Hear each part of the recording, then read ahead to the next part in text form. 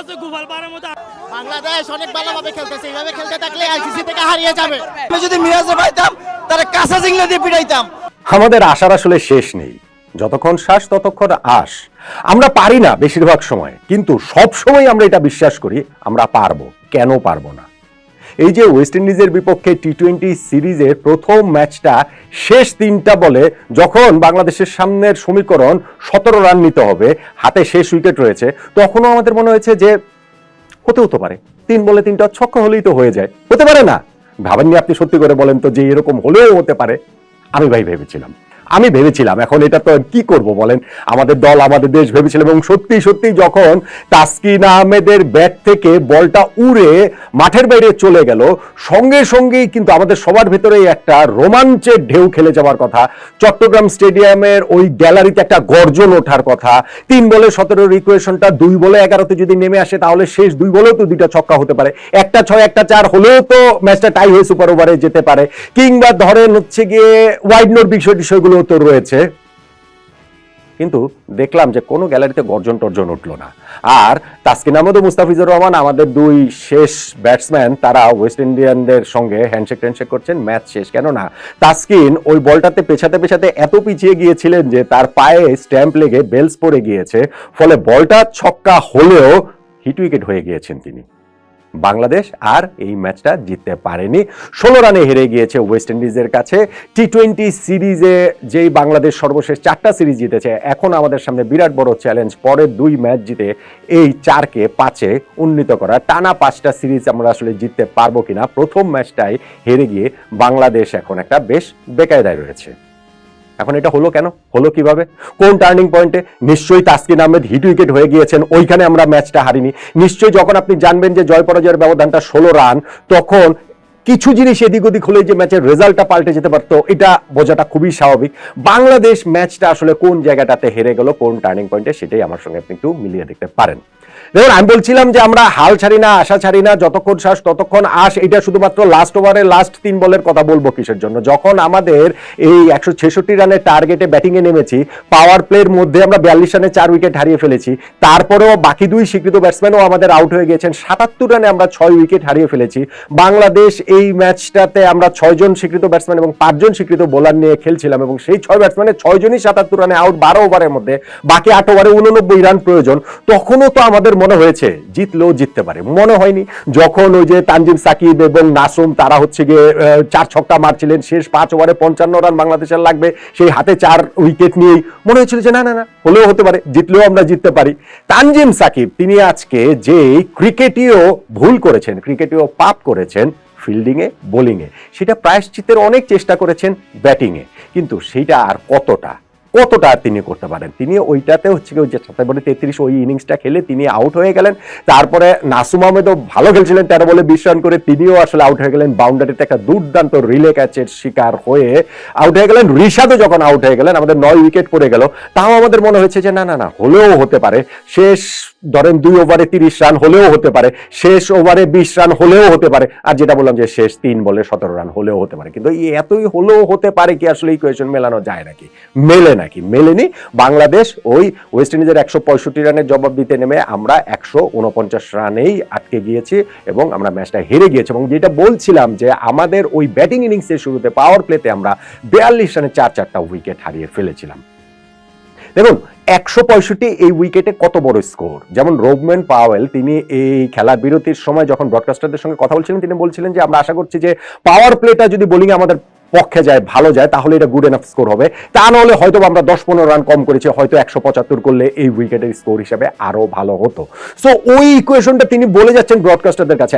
আমরা আমাদের টিম কি আর সেটা বুঝছে না? বুঝছে, কিন্তু সেটা আসলে ইমপ্লিমেন্ট করতে পারেনি মাঠে গিয়ে আমাদের ব্যাটসম্যানরা। আমাদের তানজিদ হাসান তামিম, তিনি নেমে প্রথম বলেই ছক্কা মারলেন, পরের বলেও 4 মারলেন, খুবই কনফিডেন্ট শট, পরে আরো একটা 4 তিনি মারলেন। কিন্তু প্রথম 4 বলে 15 রান করার পরও 5 নাম্বার বলটাতে আরো একটা বিগ শট খেলার চেষ্টায় তিনি মিড মিডনে রোমারিও শেফার্ডের একটা অসাধারণ ক্যাচের শিকার হয়ে তিনি আউট হয়ে গেলেন।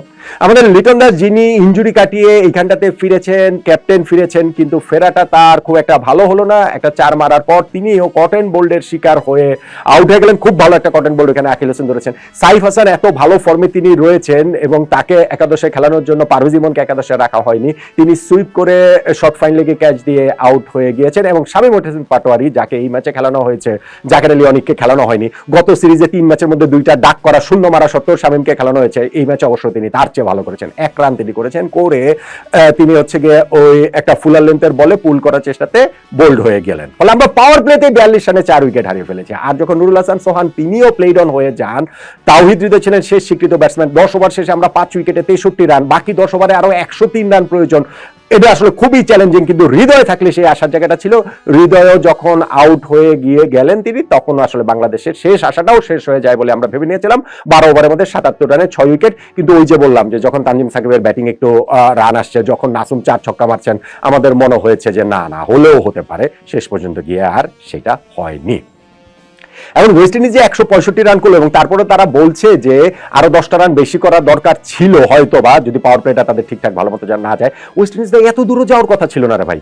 তারা পুরো ইনিংসে আমরা ওয়েস্ট ইন্ডিজে মাত্র 3টা উইকেট তুলে নিতে পেরেছি। পাওয়ার প্লেতে তারা হচ্ছে গিয়ে খুব যে বিস্ফোরক ছিল তা নয়। পাওয়ার প্লেতে ওয়েস্ট ইন্ডিজ মাত্র 35 রান তুলেছে, কোনো উইকেট তারা হারানি। ওপেনিং পার্টনারশিপে 59 রান তুলেছে। এরপরে গিয়ে রিশাদ ওইখানটাতে আতানাসিসকে তিনি বোল্ড করে রিভার্সিভ করার চেষ্টাতে তিনি হচ্ছে গিয়ে বোল্ড করে দিলেন এবং ওই জায়গাটাতে হচ্ছে আমরা ফার্স্ট ব্রেক থ্রুটা পেলাম। তাসকিন তিনি হচ্ছে গিয়ে পরপর 2 বলে 2টা উইকেট ওই জায়গাটাতে নিলেন। কিন্তু ওয়েস্ট ইন্ডিজ তাদের রানটাও আমাদের খুবই কন্ট্রোলের মধ্যে ছিল, খুবই চেকের মধ্যে তাদের ছিল। যেটা আমি বললাম যে প্রথমে তাদের ওই পাওয়ার প্লেতে বিনা উইকেটে 35 কিংবা 10 ওভার শেষে 1 উইকেটে 70, ইনফ্যাক্ট 15 ওভার শেষেও যদি আপনি দেখেন 3 উইকেটে 101 রান, সেটা বাংলাদেশের খুবই নিয়ন্ত্রণের মধ্যে ছিল। কিন্তু এরপরে গিয়ে যেটা হয়েছে, শেষ 5 ওভারে ওয়েস্ট ইন্ডিজ 64 রান তুলে নিয়েছে, শেষ 3 ওভারে ওয়েস্ট ইন্ডিজ 51 রান তুলে নিয়েছে।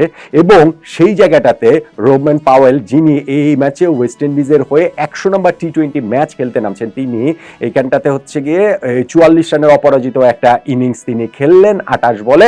আর সেই হোক তিনিও 28 বলে 46 রানে অপরাজিত একটা ইনিংস খেললেন। তাদের এই অবিচ্ছিন্ন যে পার্টনারশিপটা 80 রানের, সেইটাই ওয়েস্ট ইন্ডিজকে লাস্টের দিক দিয়ে অতগুলো রান এনে দিয়েছে। কিন্তু সেটা তো নাও হতে পারতো।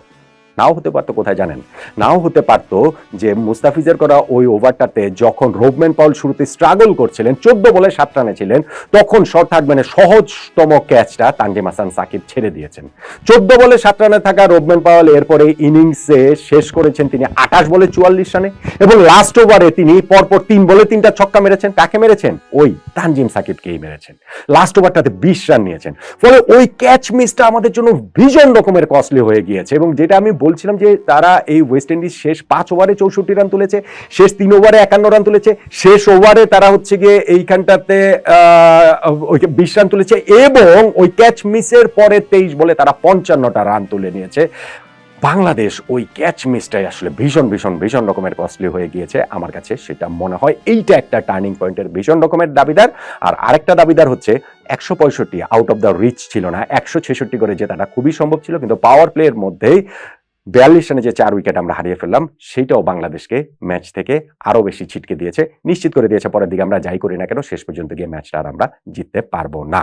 এই দুইটা বিষয়কে, আমাদের এই যে ব্যাটিং কলাপসটা পাওয়ার প্লেতে এবং আমাদের ওই ক্যাচ মিসটা এবং তারপরে যে ওয়েস্ট ইন্ডিয়ানরা আমাদের উপরে চড়া হয়েছে, অর্থাৎ আমাদের ওই শেষ 4 মানে আমাদের বোলিং ইনিংসের শেষ 3-4 ওভার আর আমাদের ব্যাটিং ইনিংসের শুরুর যে 6 ওভার, এই সময়টা পুরো ম্যাচের রংটাই পাল্টে দিয়েছে। বাংলাদেশের কাছ থেকে মোমেন্টামটা পুরোপুরি ওয়েস্ট ইন্ডিয়ানদের কাছে নিয়ে গেছে। এবং এই দুইটার মধ্যেও যদি আমাকে একটা পিক করতে বলেন ভাই, লাস্টে গিয়ে এটা এত কস্টলি হয়ে গিয়েছে যে তানজিম হাসান সাকিবের ওই ক্যাচ মিসটাই তাই বাংলাদেশের এই পরাজয়ের টার্নিং পয়েন্ট বলে আমার কাছে